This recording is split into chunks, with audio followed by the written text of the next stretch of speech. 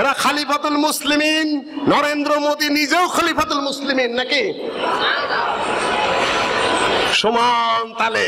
এদের বিরুদ্ধে কোনো স্লোগান দেওয়া যাবে না, কোনো দাবি আদায়ের জন্য কথা বলা যাবে না, এখানে কোনো আবেদন করা যাবে না, এমনকি সংবিধান অনুযায়ী যতটুকু অধিকার রয়েছে আমাদের দাবি আছে এই করতে হবে, আমাদের দাবি আছে এই করা যাবে না। এটা সংবিধান স্বীকৃত কি অস্বীকৃত? সংবিধান আছে কি নাই?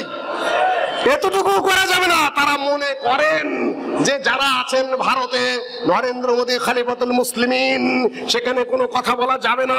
জো বাইডেন খলিফাতুল মুসলিমিন, তাদের বিরুদ্ধে কোনো কথা বলা যাবে না।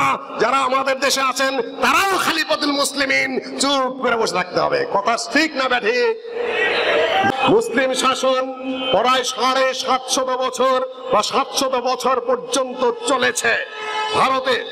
ইতিমধ্যেই শিখদের উত্থান হলো, মুসলিমরা আস্তে দুর্বল হয়ে পড়লো, মদ্যপান করা শুরু করলো। মুসলিম শাসকরা এবং মুঘল সম্রাটরা রাজ দরবারে বসে জেনা, ব্যভিচার, পরকীয়া প্রেম, মদ্যপান ইত্যাদি নিয়ে ব্যস্ত হয়ে পড়লো।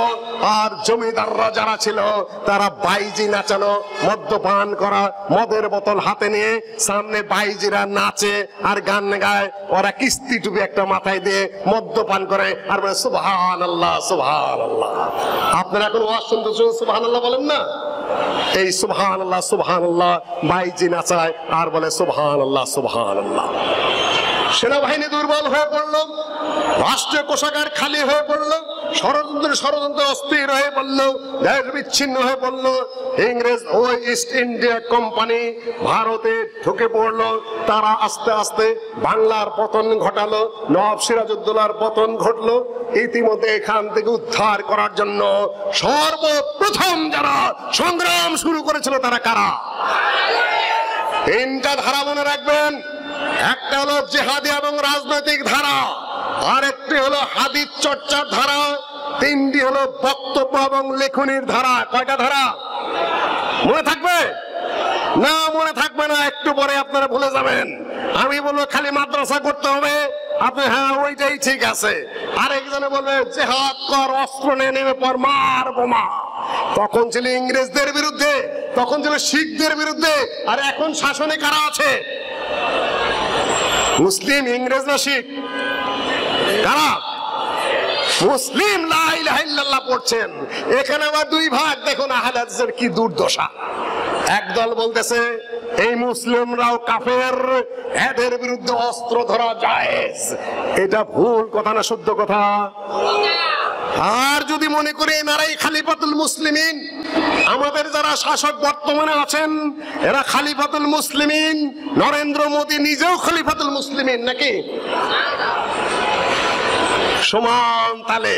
এদের বিরুদ্ধে কোনো স্লোগান দেওয়া যাবে না, কোনো দাবি আদায়ের জন্য কথা বলা যাবে না, এখানে কোনো আবেদন করা যাবে না, এমনকি সংবিধান অনুযায়ী যতটুকু অধিকার রয়েছে আমাদের দাবি আছে এই করতে হবে, আমাদের দাবি আছে এই করা যাবে না।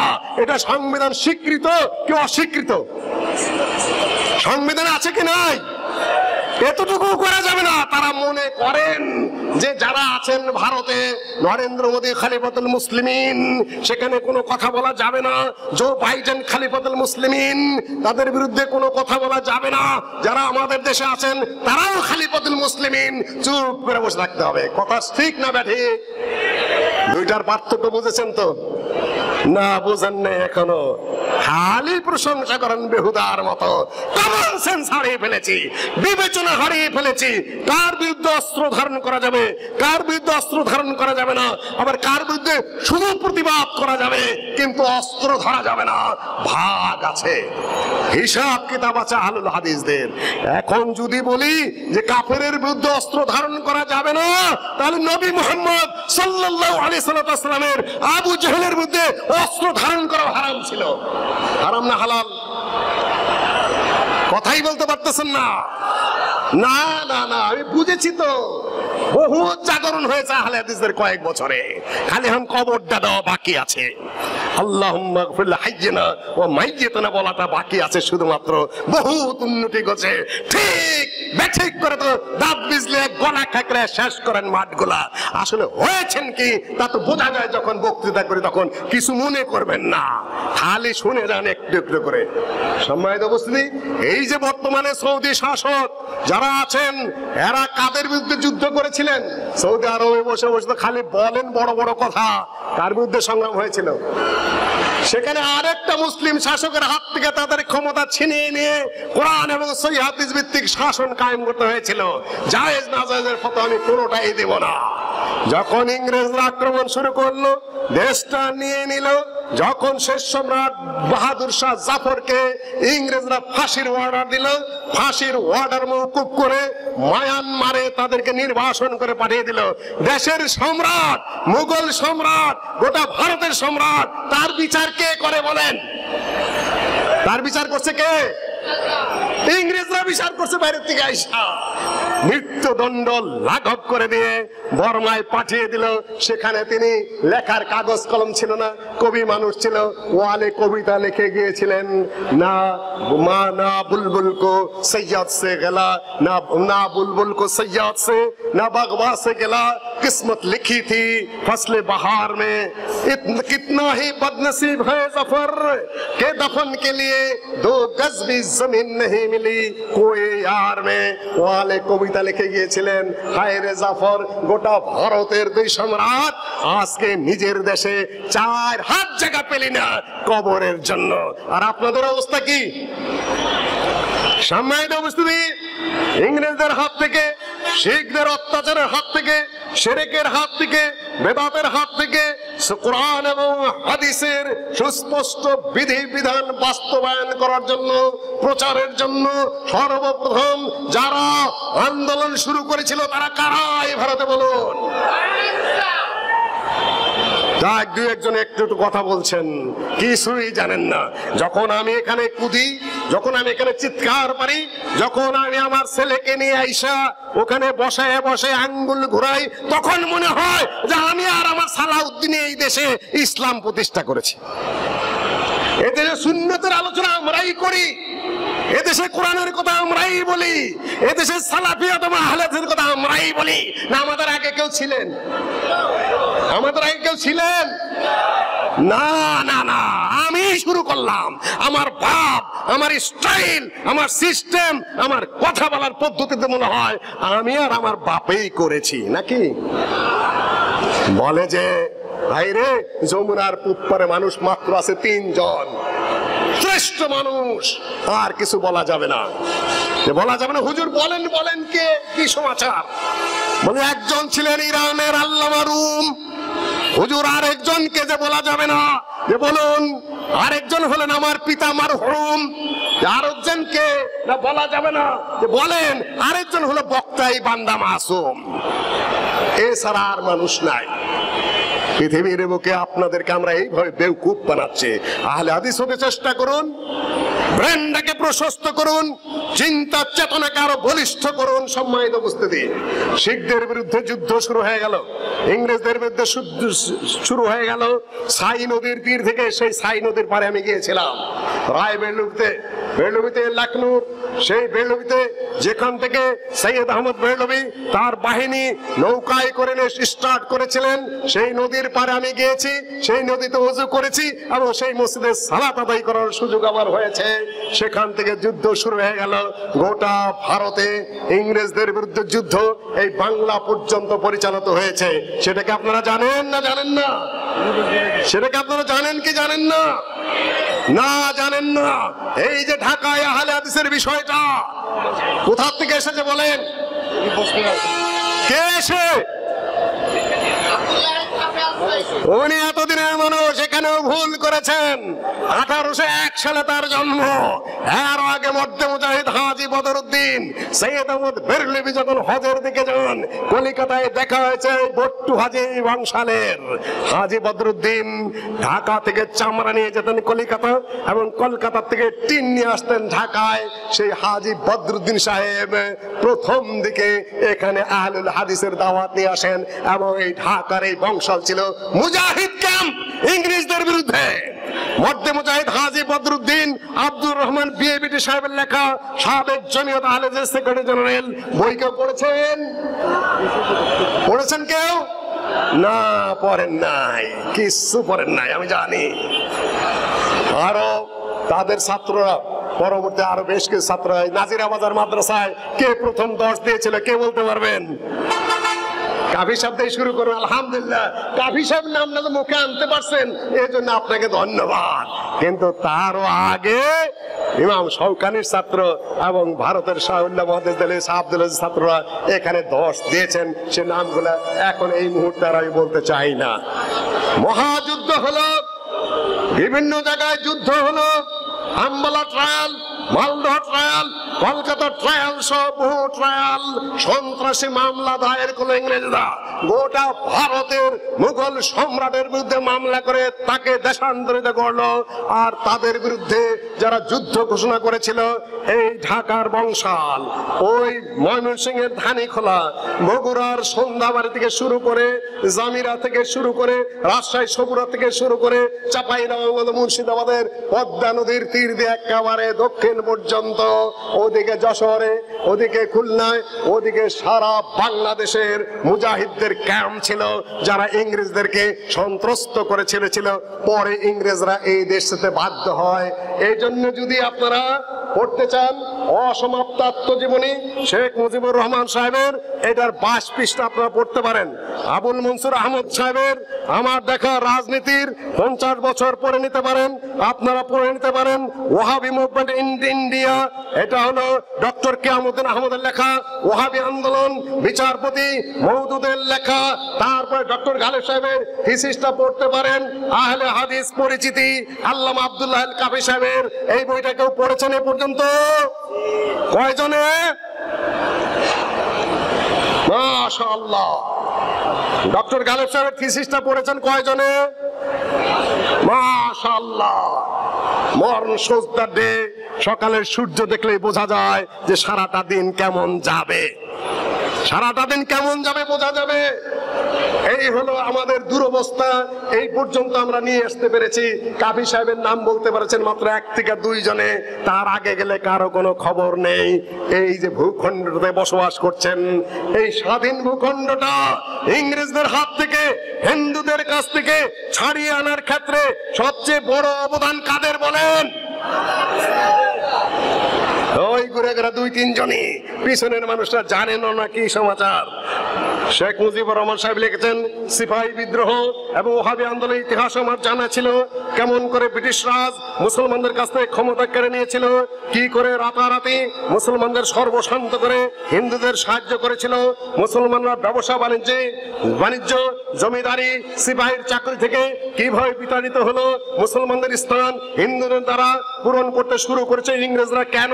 মুসলমানরা কিছুদিন পূর্বেও দেশ শাসন করেছে, তাই ইংরেজকে গ্রহণ করতে পারে নাই, সুযোগ পেলেই বিদ্রোহ করত। ওহাবি আন্দোলন কি করে শুরু করেছিল? হাজার হাজার বাঙালি মুজাহিদরা বাংলাদেশ থেকে সমস্ত ভারতবর্ষ পায়ে হেঁটে সীমান্ত প্রদেশে যে জেহাদে শরীক হয়েছিল। তিতুমিরের জেহাদ, হাজী শরীয়তুল্লাহর ফারাইজ আন্দোলন সম্বন্ধে আলোচনা করেই আমি পাকিস্তান আন্দোলনের ইতিহাস বলতাম। ভীষণ ভাবে হিন্দু বিনিয়া ও জমিদারদের আক্রমণ করতাম। এর কারণও যথেষ্ট ছিল। একসাথে লেখাপড়া করতাম, একসাথে বল খেলতাম, একসাথে বেড়াতাম, বন্ধুত্ব ছিল হিন্দুদের অনেকের সাথে। আমার বংশ খুব সম্মান পেত হিন্দু মুসলমানদের কাছ থেকে। কিন্তু আমি যখন কোনো হিন্দু বন্ধুর বাড়িতে বেড়াতে যেতাম, আমাকে অনেক সময় তাদের ঘরের মধ্যে নিতে সাহস করতো না আমার সহপাঠীরা। কার কথা? কার কথা? আবার মনে করবেন না শেখ মুজিবুর রহমান সাহেবের অবস্থান কোন এলাকাতে ছিল? এই বংশাল, এই মালিটোলা, এই সুরিটোলা, এই আরমানিটোলা। মেয়র হানিফ সাহেবের পূর্বপুরুষের বাড়িতেও অনেক সময় তার অবস্থান ছিল। কথা ঠিক না ব্যাঠিক? জিয়াউর রহমান সাহেব আমার বলে ওনার কথা বললেন না। আমার জানা মতে তিনি বগুড়া গাবতলীর আহলে হাদিস সমাজের আহলে হাদিস ঘরের ছেলে। স্বাধীনতার ঘোষণা দিয়ে যাই হোক না না হোক, বিতর্ক যতই থাক না কেন, শেখ মুজিবুর রহমান সাহেব যে আন্দোলন জমিয়েছিলেন এটা ঠিক, কিন্তু যা আমরা শুনেছি, যা আমরা এই পত্রিকায় পড়েছি জিয়াউর রহমানের পক্ষ থেকে, সেটা হলো I major Ziaur Rahman on behalf of our great leader Sheikh Mujibur Rahman declare hereby the independence of Bangladesh. এটাও ঠিক। দুজনই, একজন বড় নেতা বংশাল এলাকায় ঘোরাফেরা করেছেন, আহলে হাদিসদের প্রসঙ্গে তিনি অত্যন্ত ভালো কথা বলেছেন যে তারাই স্বাধীনতা আন্দোলনের সূচনা করেছিল। আর একজন আহলে হাদিসের ঘরের মানুষ, জন্মই গ্রহণ করেছেন আহলে হাদিসের পরিবারে। তো আপনারা কি বলতে চান? এখন খুব সংক্ষেপে কয়েকটি প্রশ্নের জবাব আপনাদের। প্রথম প্রশ্ন করেছিলাম আহলে হাদিস আগে না মাযহাব আগে? আহলে হাদিস আগে। দ্বিতীয় প্রশ্ন, শুধু কি মুহাদ্দিসরা আহলে হাদিস না সাধারণ পাবলিক আহলে হাদিস হতে পারে? এনারা আরেক প্রশ্ন ছেড়ে দিয়েছেন আমাদের সামনে যে আউজাঈ মুহাদ্দিস, শাবি মুহাদ্দিস এবং জোহরি মুহাদ্দিস, ইমাম মালিক মুহাদ্দিস, ইমাম শাফি মুহাদ্দিস, আহমদ বিন হাম্বল মুহাদ্দিস, ইমাম বুখারী মুহাদ্দিস, মুসলিম মুহাদ্দিস, আবু দাউদ মুহাদ্দিস, নাসাই মুহাদ্দিস, ইবনে মাজাহ মুহাদ্দিস, তিরমিজি মুহাদ্দিস ইত্যাদিতে মুহাদ্দিস। মুহাদ্দিসিন আহলুল হাদিস, সাধারণ পাবলিক আবার আহলে হাদিস হয় কিভাবে? প্রশ্ন সঠিক না ব্যাঠিক? প্রশ্ন সঠিক না ব্যাঠিক? ওনারা আমাদেরকে ফেলে দিতে চান, হয় মাযহাবের গণ্ডিতে ঢুকাতে চান, না হলে বের করে দিতে চান মুসলিমদের কাতার থেকে, ছাগলের 3 নম্বর বাচ্চা বানাতে চান। কথা ঠিক নয়। আমরা আপনাদের আগে, যদি হানাফি ইমাম আবু হানিফার অনুসরণ করে একজন হানাফি হতে পারে, আরেকজন আল্লাহর নবীর হাদিসের অনুসরণ করে আহলুল হাদিস হতে পারে না? সমস্যা কোন জায়গায়? প্রশ্ন উত্থাপন করেন কেন আপনি? প্রশ্ন উত্থাপন করছেন কেন? জালিয়াতি করছেন কেন? একজনের জন্য কিছু ভালো থাকে, আপনার সহ্য হচ্ছে না কেন? আমার প্রশ্ন তো এই জায়গায়। আগন্তুক এসে বলছে একজনকে যে আপনাকে একটা জিনিস দিব, যা চাবেন দিব, কিন্তু আপনাকে যা দিব আপনার পড়শিকে দিব তার দ্বিগুণ। বুঝতে পারছেন আমার কথা? একজন আগন্তুক এসে এক লোককে বলছেন যে আপনি চান একটা জিনিস, যা চাবেন দিব, কিন্তু আপনার পড়শিকে দিব আমি তার দ্বিগুণ। চান কি চান? আর কিছুই চাই না, আমার একটা চোখ তুলে নাও। যে চোখ তুলে নিব কেন? যে আমার যদি 1 চোখ তুলে নাও তাহলে পড়শির 2 চোখ যাবে। যে তাহলে তোমার লাভ কি? যে আমি 1 চোখ দিয়ে দেখতে পারবো যে আমার পড়শির 2 চোখ নাই। হিংসা বিদ্বেষ কিছুই খুঁজে না পায়া, যত ভালো কোরআনের যা, হাদিসের যা সুস্পষ্ট মাসআলা যা, সহিহ হাদিস যা, সব আহলুল হাদিসের অনুকূলে। অনেকটা মাসআলা আছে এমন যেটা কোরআন এবং সহিহ হাদিসের বিরুদ্ধে আহলে হাদিসের রয়েছে, কিংবা প্রমাণিত হওয়ার পরে আহলে হাদিসরা সেই মাসআলা মেনে নিতে পারে নাই। বলুন, এতদিন মুনাজাত নিয়ে কতগুলো কথা ছিল যে সালাতের পরে সম্মিলিত মুনাজাত করা যাবে কিনা। আমাদের পূর্বপুরুষরা আলেমেরা সেটা করেছেন না করেন নাই? কিন্তু যখন দেখা গেল যে সুস্পষ্ট এই জায়গাটা নির্দিষ্ট ইবাদতের একটা জায়গা, আল্লাহ নবী সালাম ফিরে আল্লাহু আকবার আল্লাহু আকবার আনতাস সালামু ওয়া মিন আস্তাগফিরুল্লাহ আস্তাগফিরুল্লাহ আস্তাগফিরুল্লাহ আনতাস সালামু ওয়া মিনকাস সালাম তাবারাকতা ইয়া যাল জালালি ওয়াল ইকরাম পড়তেন। সুস্পষ্ট সহিহ বুখারী মুসলিম ইত্যাদির হাদিস দ্বারা প্রমাণিত।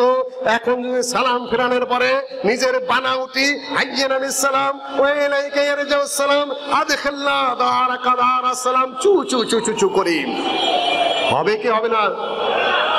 হবে না। আহলুল হাদিসের অনেকেই করতেন, কিন্তু যখন দেখা গেল সুস্পষ্ট দলিল দ্বারা এই নির্দিষ্ট ইবাদতের জায়গার মধ্যে পাওয়া যাচ্ছে না, প্রমাণিত হচ্ছে না, তখন আহলে হাদিসরা বাদ দিতেছে কি দিতেছে না? দিচ্ছে। এটাই তো আহলুল হাদিস, এটাই তো আহলুল হাদিস।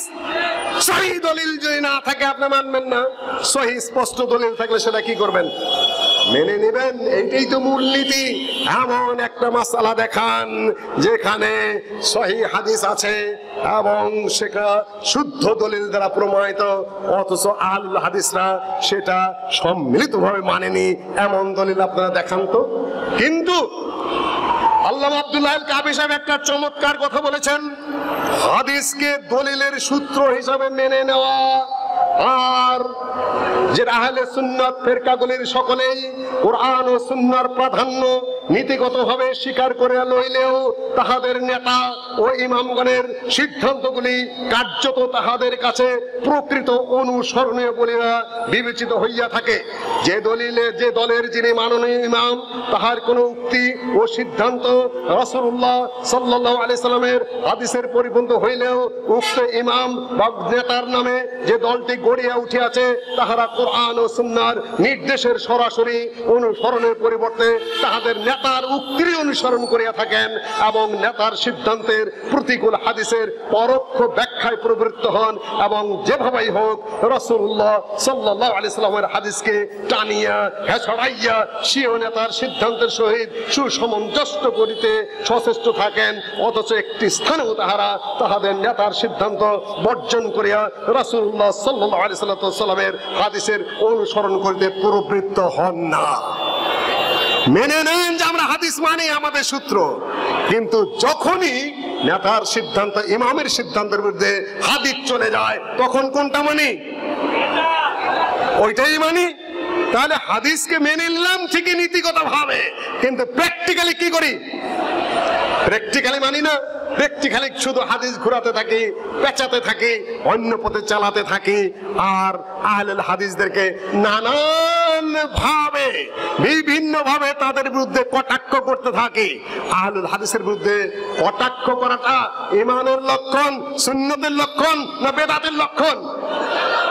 আব্দুল কাদের জিলানী রাহিমাহুল্লাহ বলেছেন যে বেদাতীদের একটা লক্ষণ হলো আল ওয়াকিয়াতু আলা আহলুল হাদিস, আহলুল হাদিসদের বিরুদ্ধে খালি কটাক্ষ করেই যাবে। কাফের বলবে, ফাসিক বলবে, বেদাতি বলবে, মুযহাব মানে না, হাদিস মানে না, কিছুই বোঝে না, ইত্যাদি ইত্যাদি তারা বলতেই থাকবে, বলতেই থাকবে। অথচ ইমাম আবু দাউদ বলেছেন যে যদি পৃথিবীর বুকে আহলুল হাদিসরা না থাকতেন লান্দারাসাল ইসলাম, ইসলাম পৃথিবীর থেকে উঠে যেত।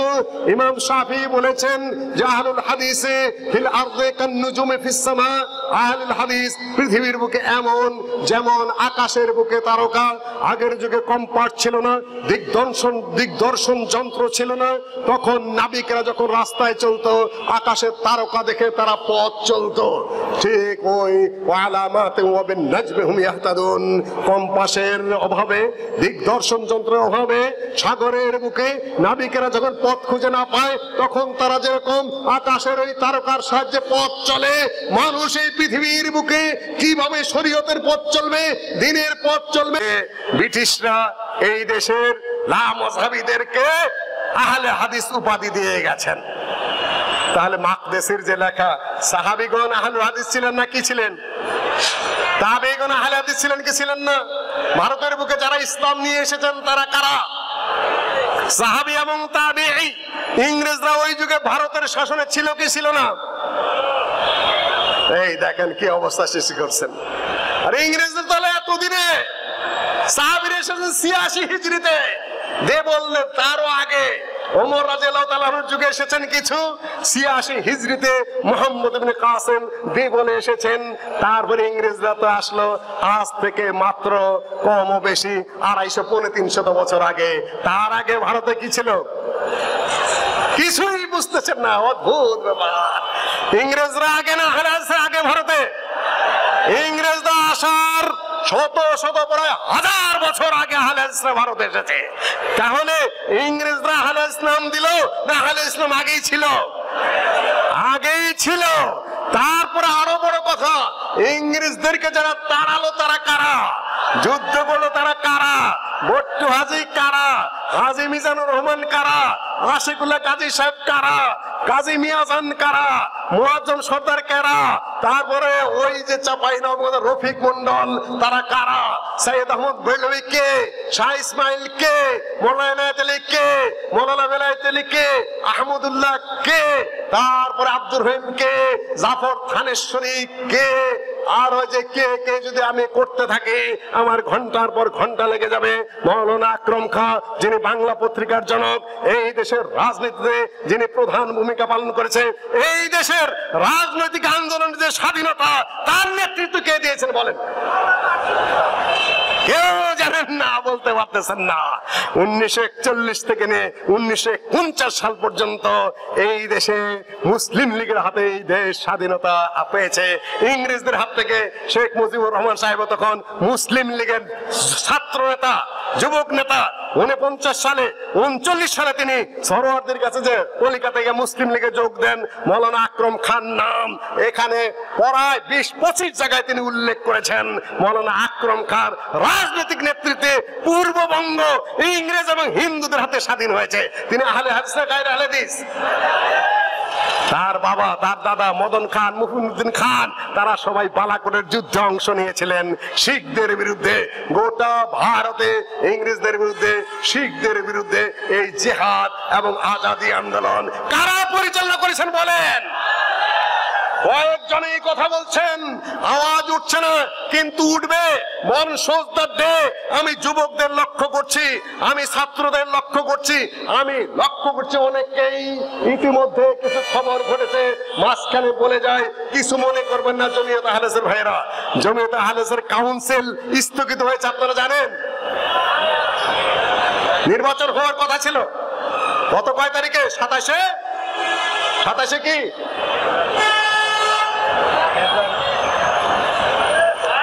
মাস নির্বাচন স্থগিত হয়ে গেছে। এটা আপনারা খারাপ চোখে দেখছেন না ভালো চোখে? আমি ভালো চোখে দেখছি।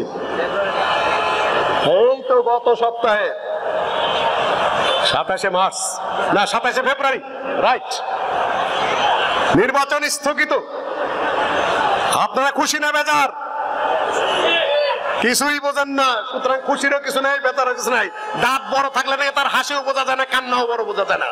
আমরা ওয়াজ করতে করতে আপনার দাঁত গুলা বড় করে ফেলাইছি, এখন আপনার হাসেন না কান্দেন বোঝা যায় না। সময় তো বুঝতে আগে হয়ে যেত, কিন্তু এবার হতে পারেনি। এটা একটা সুসংবাদ বহন করছে যে যেন তেন প্রকারের নেতৃত্বে নির্বাচন হবে না। এখন যথাযথভাবে কাউন্সিল হবে। শুনেছি 501 জন উপস্থিত হয়েছিলেন। সেখানে কথাবার্তা যাই থাক না কেন, সেখানে সুবহানে আহলে হাদিস বিরাট ভূমিকা পালন করেছে। আমি খবর পেয়েছি, সত্য মিথ্যা জানি না। ইনশাআল্লাহ সামনে সুবহানে আহলে হাদিসের ছেলেরা আহলে হাদিস ইতিহাস পড়বে, আহলে হাদিসের ভূগোল পড়বে, আহলে হাদিসের বই পুস্তক পড়বে।